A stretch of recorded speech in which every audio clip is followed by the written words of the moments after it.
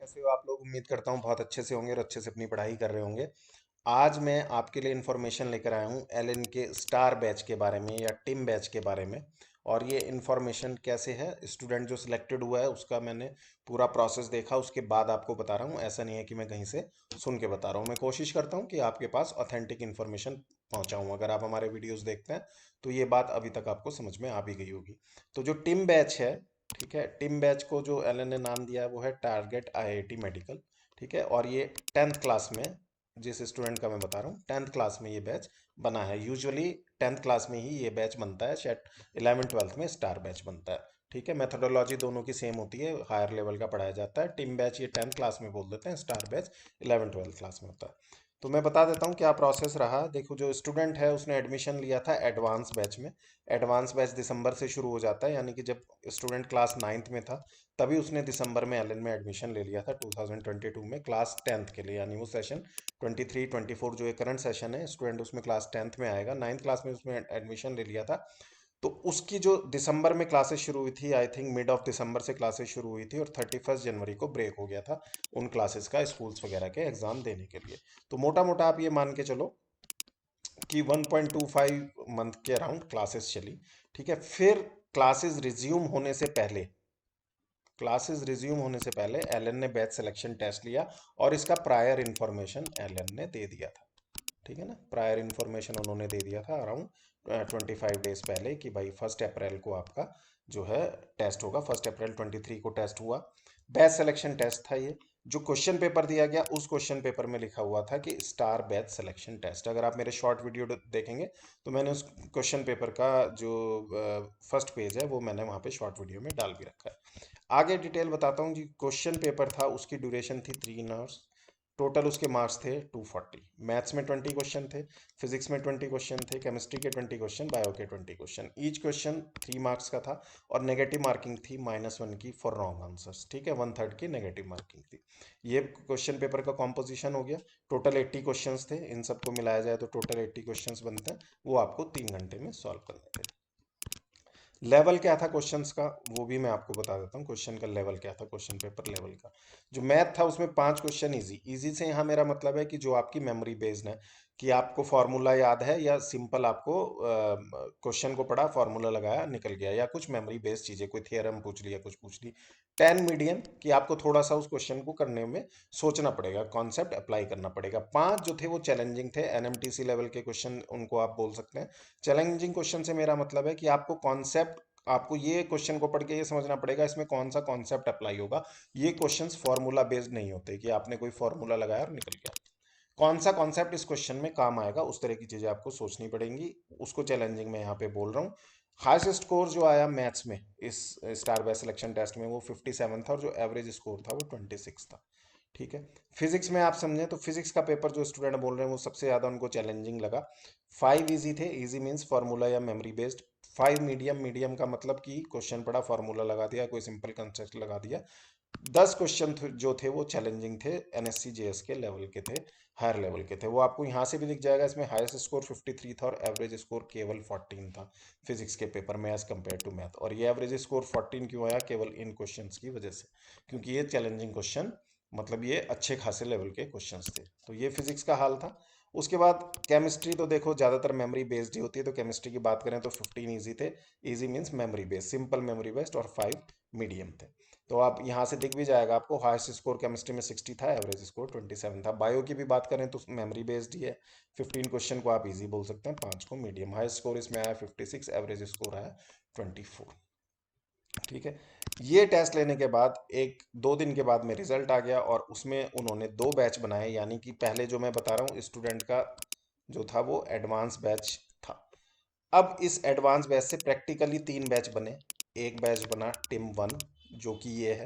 इस Tim batch में जो पेपर हुआ था उसके 35 to 40 स्टूडेंट उन्होंने सेलेक्ट कर लिए, टॉप के, जो 35 से 40 तक जिनकी रैंक आई थी।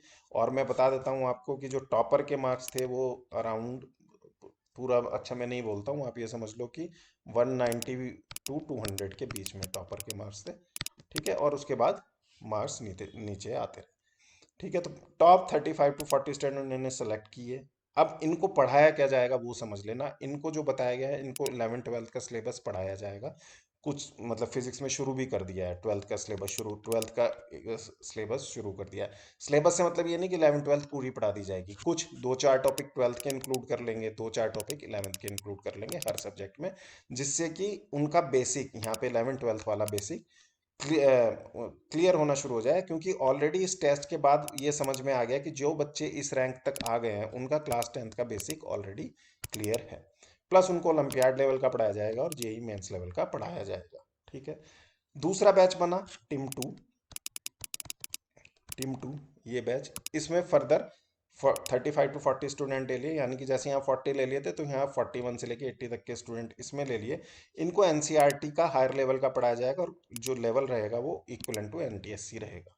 ठीक है, मतलब बहुत ज़्यादा हायर लेवल पे इनको फिलहाल नहीं ले जाया जाएगा, क्योंकि इनकी प्रिपरेशन के हिसाब से इनकी मेथोडोलॉजी इसी को पढ़ने की है। इनको यहीं पर पहले इनकी ये चीज़ें स्ट्रॉन्ग करनी है, उसके बाद इनको हायर लेवल पर लेकर जाएगा। और तीसरा जो बैच है वो एडवांस बैच, जिससे कि निकले थे, तो ये एडवांस बैच जो बाकी बच्चे बच्चे वो एडवांस बैच में ही रहेंगे।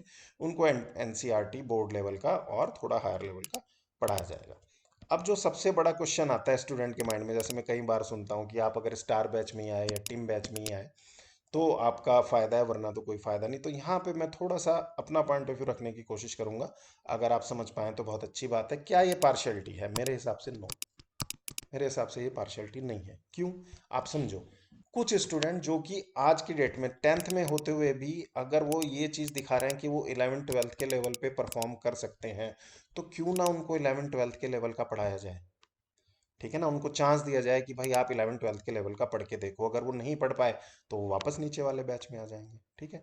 तो student who can perform at higher level are being provided with resources. एलएन उनको रिसोर्सेज दे रहा है, उनको स्टडी मटेरियल दे रहा है। और एलएन क्या, एवरी कोचिंग इंस्टीट्यूट ये करता है। जो भी अच्छा कोचिंग इंस्टीट्यूट है वो ये करता है, और मुझे लगता है कि करना भी चाहिए। जो स्टूडेंट आज की डेट में हायर लेवल पे अगर परफॉर्म करने की कैपेबिलिटी रखता है, उसके अंदर डेवलप है, तो उसको रिसोर्सेज मिलने ही चाहिए। आप कोचिंग क्यों जा रहे हो? क्योंकि आपको एडिशनल रिसोर्सेज मिले जो कि स्कूल में नहीं मिल पा रहे। ठीक है, तो ये कोचिंग वालों की ड्यूटी बनती है कि वो स्टूडेंट्स को वो मटेरियल प्रोवाइड कराएं जो उनकी प्रेजेंट कैपेबिलिटी के हिसाब से हो। ये अपने आप में बहुत बड़ी बात है, और जितने भी अच्छे कोचिंग इंस्टीट्यूट हैं जो वाकई में बच्चों के बारे में सोचते हैं, वो इस चीज़ का ध्यान रखते हैं। आपकी जो प्रेजेंट कैपेबिलिटी है उसके हिसाब से कोचिंग इंस्टीट्यूट आपको पढ़ाए, और कोशिश करे कि आप उस कैपेबिलिटी से ऊपर उठें। कहाँ तक पहुँचे? टुवर्ड्स कॉम्पिटिटिव जो भी आपका एम है वहाँ तक आप पहुँचे। ठीक है। अब आप सोचो कि सपोज मान लो एक आपको एक बिल्डिंग चढ़नी है, 10 फ्लोर की बिल्डिंग चढ़नी है, फर्स्ट फ्लोर से 10 फ्लोर की बिल्डिंग चढ़नी है। ठीक है। अब कोई स्टूडेंट ऑलरेडी 5th फ्लोर पे है। ठीक है। कोई स्टूडेंट 3rd फ्लोर पे थक गया। तो अब हम 3rd फ्लोर पे थक गया और वो यहीं पे थोड़ी देर रेस्ट करना चाहता है कि थोड़ी एनर्जी गेन कर लूँ, फिर मैं 4th फ्लोर पे पहुंचूंगा। लेकिन ये जो 5th फ्लोर पे स्टूडेंट ऑलरेडी है, ये कह रहा है कि ठीक है अब मैं 6th फ्लोर की तरफ चलूंगा एनर्जी गेन करने के बाद। हम उसे ये तो नहीं कहेंगे नहीं यार ये 3rd फ्लोर पे बच्चा बैठा हुआ है, पहले तुम इस 3rd फ्लोर वाले के साथ बैठो फिर ऊपर चढ़ना।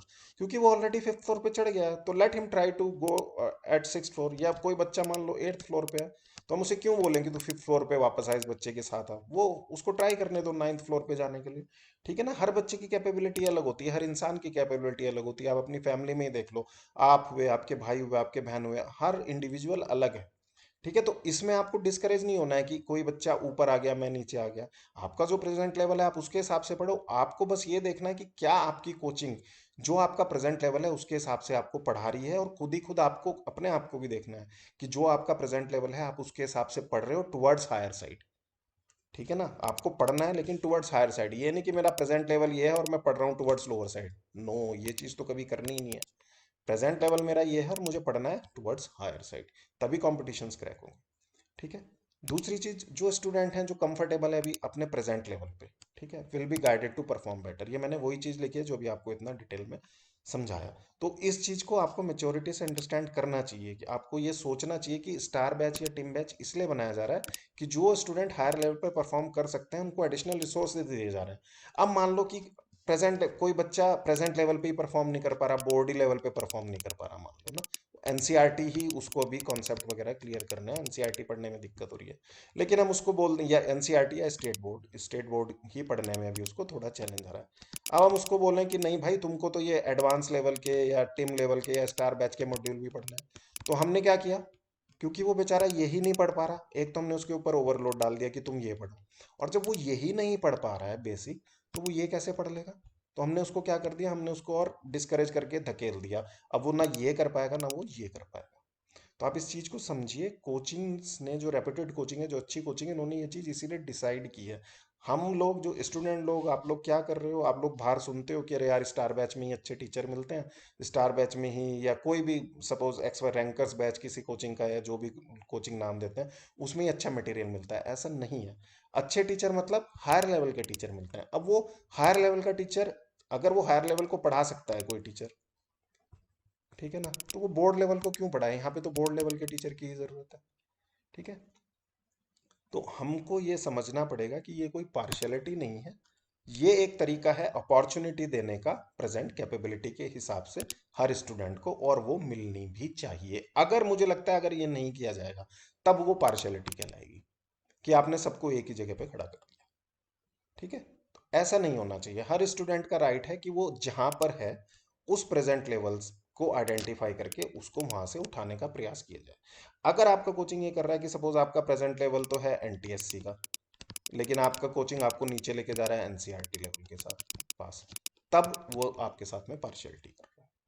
या आप खुद ऐसे कर रहे हो कि आपका अपना लेवल एनटीएससी का है, लेकिन आप मौज करने लग गए और आप टुवर्ड्स एनसीईआरटी लेवल गिरे जा रहे हो, मतलब अपने आप को नीचे लेकर आ रहे हो। ये तो इतने तो अब आप 10th 9th 10th क्लास में आ जाते हो, समझदार हो ही जाते हो, ये चीज़ें आपको समझ आ ही जाती हैं। ठीक है। तो मेरी कोशिश थोड़ी सी यही थी कि मुझे जितना समझ है उतनी मैं आपको समझा पाऊँ। मैंने कोशिश करी है, शायद आपको भी समझ आए या कुछ समय बाद समझ आए, बट आपको ये समझना चाहिए, मुझे ऐसा लगता है। आपके डिफरेंट व्यूज़ भी हो सकते हैं, अगर आपका कोई डिफरेंट व्यू इसमें है तो प्लीज़ ज़रूर कमेंट में मुझे बताना। जैसे मैं हमेशा कहता हूँ, मैं कुछ कोशिश करता हूँ कुछ जो मैं जानता हूँ वो आपको सिखा सकूँ, और जो आप लोग जानते हो आपसे कुछ लोग कुछ मैं भी सीख सकूँ। ठीक है। Knowledge is never ending process, और ऐसा नहीं है कि मैं ही आपको सिखा सकता हूँ, आप भी मुझे सिखा सकते हैं। हमें बोथ वेज नॉलेज हमको लेनी चाहिए। और मेरी तरफ से एज ऑलवेज आप सभी लोग, अब कुछ लोग कोचिंग भी ज्वाइन करने जा रहे होंगे, अपने एम की तरफ बढ़ रहे हैं, तो आई अगेन मैं अपने पूरे दिल से आपको विश करता हूँ all the very best for your journey towards your aim, जो भी आप लाइफ में अचीव करना चाहते हैं। मेरी बहुत बहुत शुभकामनाएं हैं, भगवान आपको हिम्मत दे उस अपना बेस्ट प्रयास करने का, अपना ड्रीम अपना एम अचीव करने के लिए। All the best.